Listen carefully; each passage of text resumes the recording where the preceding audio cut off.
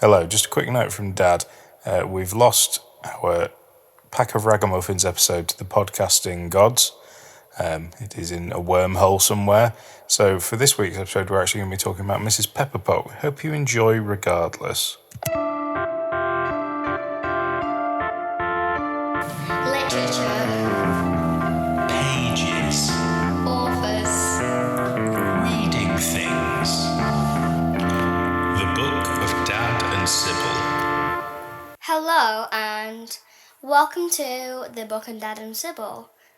And today we are going to do a really good book called Little Old Mrs Pepperpot by Alf Preussen. And before we get into the story, Dad is going to read forwards, isn't it? Yeah, so there's a little forward in this book. But the magical powers or curse. Yeah, I think we'll talk to that in a minute. So there's a collection of short stories by Alf Preussen. This was a real staple when your uncle and I used to go and visit our grandma with these stories, and in fact the copy that we are reading from today is from my grandma. But it starts with a little introduction as to, because it kind of throws you in straight away. There's no preamble. There's no origin story for Mrs Pepperpot. It's just she wakes up one day and Radioactive. Yeah. Light. She was not sort of Shrunk her down. doused in radioactive goop or fought a magic shark or something. She's just sort a of little happened. old lady. So this is the foreword.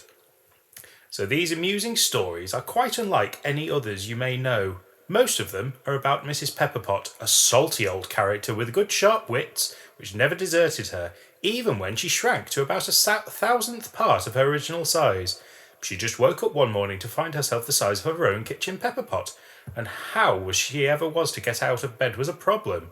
She has a husband to think of too, the house to clean and a week's wash and soak, not to mention the cat and dog, to whom she must now look painfully like a bird or mouse. However, she was not one to take fright, or to give in easily, and what she could not manage herself, she contrived to make others do for her. There her sharp wits came in. She did not remain Pepperpot-sized forever after that morning, but could never be certain day or night when it would happen again. She had no warning of it. All in a moment, she found herself Pepperpot-size, and sometime later, snap, she was herself again. So that's our little foreword. That sets up all that we need for the reader, really, and they've got a series of short stories which are all about the general scrapes and japes that she gets into. Wait. What if Marvel wrote this book and they gave her an origin story and she joined the Avengers? I suppose she's like a less useful version of Ant-Man, isn't she? Yeah. Because she can't control when she shrinks, whereas he can control when he shrinks. No, she hurts people with her words. Yeah, she's quite catty, which I quite like. She's quite vicious to all the people around her, and that makes them do what she wants, really. What would her superhero name be? I think it would be Little Old Mrs Pepperpot, to be honest. I think she needs no. She needs no. In fact, actually, there is a Marvel character called Pepper Potts already, so I think. Oh yeah. We would need basically girl version of Ant-Man. Iron Man. Iron Man. Yeah. So Nearly. We'd need to get rid of her, but I think I'd much prefer to have. I think Alf Preussen is Norwegian, so I'd much prefer to have a little old Norwegian lady on the Avengers who sometimes can shrink down to the size of a pepper pot. Who is also catty. She's very catty. She'd be good in the modern Marvel films where everybody just does one-liners all the time and tries to sizzle each other. So today's story that we're going for is Mr. Pepperpot Buys Macaroni. So and take a hot guess of who chose that. Yeah, we looked through all of the titles as we were driving in the car today, and as soon as I read this one out, she let me go a bit further down the list, but I sort of knew that this one was going to be the one that Sybil picked because it's got the right level of macaroni, strange and also like normal. Mr. Pepperpot. Just someone buys a piece of macaroni, but of course, Little Miss Old Pepperpot is not going to make that easy.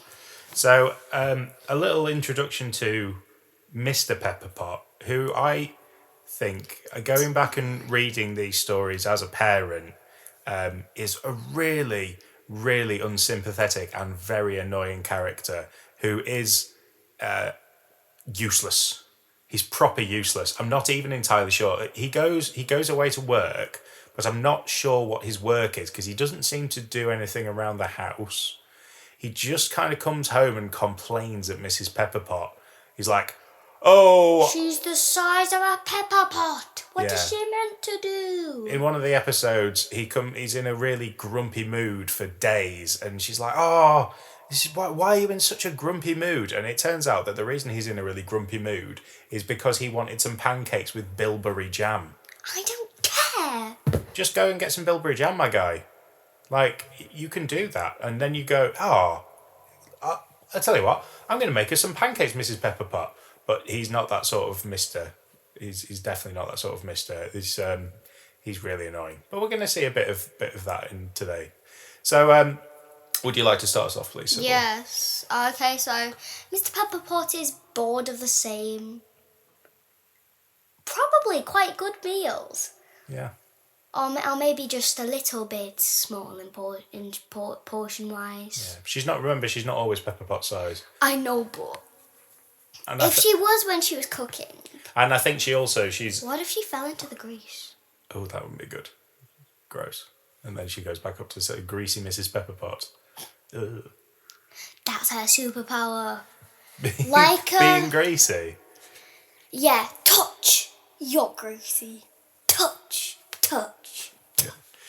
So Mr. Pepperpot says this out loud. Mrs. Pepperpot, unbeknownst to him, has shrunken down. He knows about this. He knows about the shrinking down. She shouts out to him, "Oh, yeah, fine, I can make you some macaroni, but my love, but you're going to have to find me, and we need to go to the shops." Mr. Pepperpot gets really annoyed. He doesn't like the idea of it. He's like, "I'm not going to charge around my room to find my wife." Why? And I think he accuses her of hiding in the cupboard at one point. But charges around, and she plays hot or cold, which culminates with, she says, at last she shouted, "You'll burn the top of your bald head if you don't look up," which is that cattiness that Sybil was talking about. And you. Baldy. You're going to burn your head, Baldy. And I'm kind on the husband's side a bit here because I'd be grumpy too if my husband, let's say he's Mr. Pepperpot now, Okay. shrinks. So if your husband or partner were to shrink down, and it would be relatively and he annoying. played hot and cold with me. Yeah, you would get really... Actually, I can see that scenario now, and you would get so annoyed. I just You would yeet him across the room, and when you found him.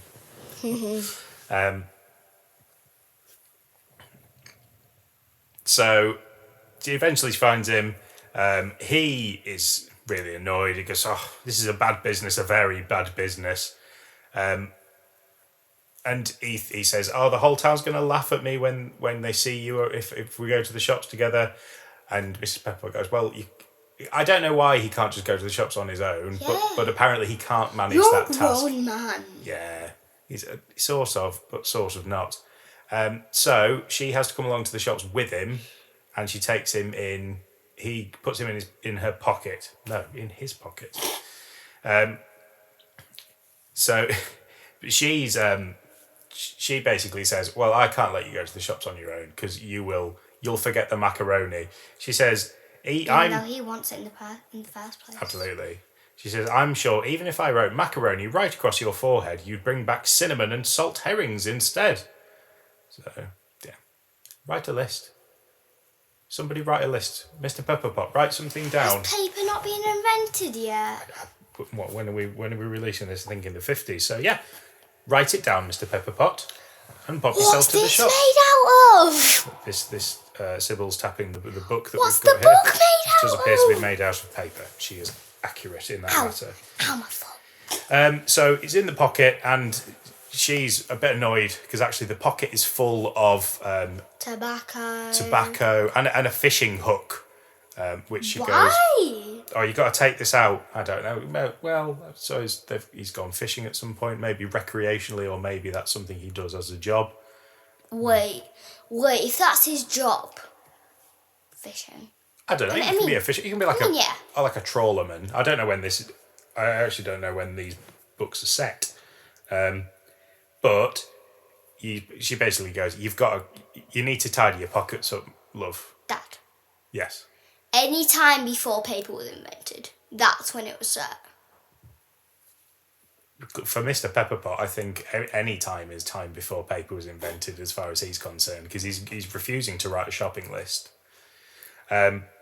So he takes the fish hook out of his skirt, but he goes, "Look, you need to be quiet because we're about to go into the shops. You need to simmer down." So it's an old-fashioned village shop. So they sell lots of things, from prunes to coffee cups. And the coffee cups are of great import here because the shop owner is very proud of the coffee cups and shows them off to Mr. Pepperpot. Mrs. Pepperpot is hidden in the pocket and is very excited, and she goes, "Ooh, coffee cups," which I can sympathise with. I like a coffee cup. I would like some special coffee cups. So she tries to she pops her head out of the pocket, and Mr. Pepperpot goes, "Oh, get down!" Because once again, he said that he reckons he'll get laughed at if the town finds that his wife is the size of a pepperpot. Pretend it's a doll. I think that in one of the stories that does happen. She pretends to be a doll to not get caught out. I think what would really happen if they found out that his wife was the size of a pepperpot, that he would be tried as a witch. Once again, don't know when this is set. Don't know if we're talking witch trials, but I think he's being accused of some dark magic. And that's not good either. But would they do a man for it? Yeah, I mean, it would be less common, but I'm sure men were sometimes accused of magic. I don't know. So at this point, some silliness ensues, and the grocer thinks that Mr. Pepperpot's talking to him, and Mr. Pepperpot's like, "Oh no, I was just singing a little song," and then Mrs. Pepperpot goes, "What colour are the cups?" And Mr. Pepperpot decides to sing a little song to tell her without seeming too weird. Sybil's going to sing this song for us, and I think this might... You make your mind up whether if you were in the shop, you would find this weird if somebody sang this.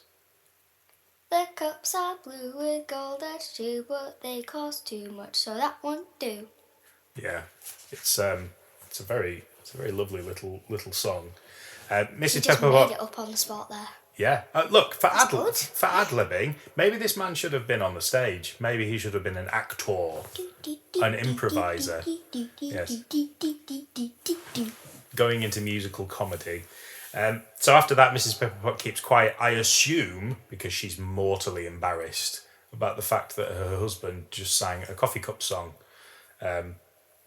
So when he pulls out his tobacco tin, I don't know if he's about to roll himself a cigarette or it's chewing tobacco or something, but she hangs onto the lid, and because she really wants to go and see those coffee cups, so she pops out, and then she slips behind the flour bag behind the counter, and then she sort of Jerry from Tom and Jerry style climbs up all of the bits on the shop to get to the coffee cups.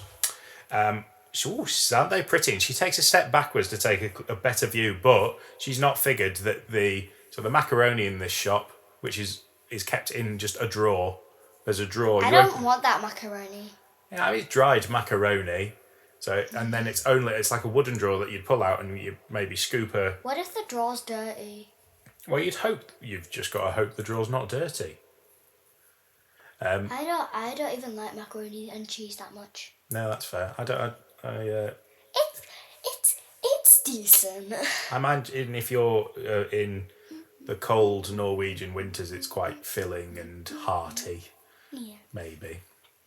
Anyway, so she falls. She's not really paying attention. She falls backwards into the macaroni drawer, and as she knew was going to happen, she's like, it's fine because Mr. Pepperpot's going to, because he needs to order macaroni. He's going to find me in the macaroni drawer, and that's all going to be good. But as she predicted would happen, without her there to remind him, Mr. Pepperpot goes totally off-piste and buys, instead of... No, I've got Oh, what have you got? pen. Right. If you don't know what paper is, write it on your hand. So he ends up going and asking for coffee instead. So he comes back with a £1/4 pound of coffee, even though she is yelling at the top of her voice macaroni, but she's trapped. It just comes out. Yeah, she's got tiny voice, and she's also trapped in a coffee drawer. So he manages £2 of sugar, but no macaroni. But eventually, he does remember that but it's the grocer, the shopkeeper, that goes and gets the macaroni out the drawer. So he remembers of his own accord, fills the bag up, and he gets outside. He still thinks that Mrs. Pepperpot's in his pocket, and he's not checking. So we don't know at this You can't point. feel it. Oh, well, you would hope so, but she is the Like, I can feel a ping pong ball in my pocket. That's a very specific example. Do you have a ping pong ball This in your pocket? morning I had Yes. one. Sybil's gone to a caravan site Andrew. and gone and played table tennis. So yes, she has then I had dominated at air hockey. huge air hockey, major league gaming, absolutely massive. Yup. So Mr. Pepperpot's not checking his pockets. They must be pretty massive pockets because he's got loads of things in there. So he's not checking, and somebody pulls up and offers him a lift. So we, the reader, know that we don't know whether Mrs. Pepperpot is in this bag or whether she's still back in the macaroni drawer. We shall see. Yes. So he gets home and he's like, oh, lovely, time to get my wife out of my pocket. And he goes into the pocket and she's not there. And he's getting a real panic on. Should have checked. He's not checked the pocket. He's also... Great husband. He runs back to the shop. Now, he's not checked the macaroni bag. Should he have checked the macaroni bag? Is that a bit of sizzle for later? Yes, it is. So he runs back to the shop and he's quite panicked, and the grocer goes, oh, have you forgotten something? And he goes, yes. But obviously he can't tell the grocer that, yes, I've forgotten my tiny wife. I believe she's in your macaroni drawer. Yeah, but he doesn't know that she's in the macaroni drawer. Oh, no, actually, she doesn't. No, Yeah. he just thinks she's in the shop, potentially in the shop somewhere. She could have fallen out of his pocket in the car that he got a lift from, for all he knows. He's got no idea. So anyway, he's gone back. Where's his car? I don't know. How did he get here? I think they walked. Then walk back. Yeah, I know he could walk back, but if somebody offers you a lift, would you, and it's, snowy outside, are you going to take that lift? Yeah, you're going to take that lift. And pretend that you're all up for walking. Yeah. That face, just for context, the face that Sybil's giving is, yes, of course I would take that lift. So the grocer says, Mr. Pepperpot, I would really appreciate if you didn't tell anybody about the mouse that was in my macaroni drawer. And Mr. Pepperpot's a little bit confused, but the grocer carries on and he goes, hey, if you don't say anything about the mouse, I'll give you these lovely coffee cups that you were looking at earlier.